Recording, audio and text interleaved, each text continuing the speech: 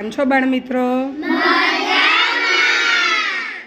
કાલે આપણે ઇંગ્લિશમાં ધીસ ધેટ અને ધીઝ અને ધોઝ વિશે આપણે શીખ્યા કાલે, બરાબર?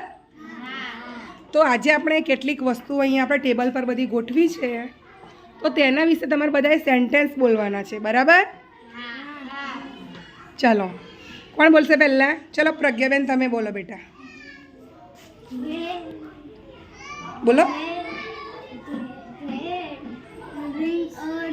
Very good, that is a ring. Very good. ચલો આદિત્યભાઈ. Very good. ચલો તમે બોલો તો બેટા. બુક્સ. કેમ એમણે ધોઝ બોલ્યા? દૂર છે. Very good.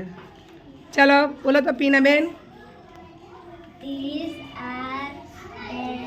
પેન્સ. સરસ. ચલો ચેતનભાઈ બોલો તો. Very good. That is. કેમ દૂર છે ગ્લાસ, એનાથી દૂર છે. ચલો તમે બોલો તો બેટા.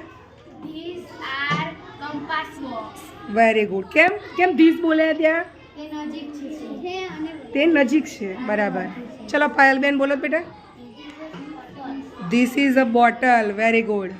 This is box. Very good. Those are glasses.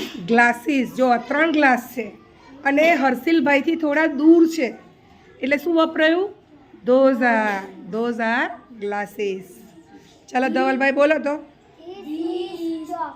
This is a ચોક. તમારે બોલવું છે, બોલો બીજું.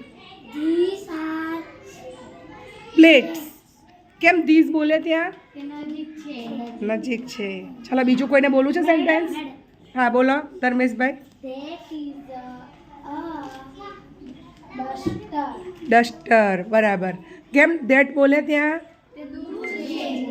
ધર્મેશભાઈથી થોડું ડસ્ટર દૂર છે. Very good. બોલવું છે કોઈને હજી? હા બોલો. That is brush. That is a brush. બરાબર. આના વિશે બોલો કોઈ. ઓઇલ વિશે બોલો છો કોઈ. This is a coconut oil.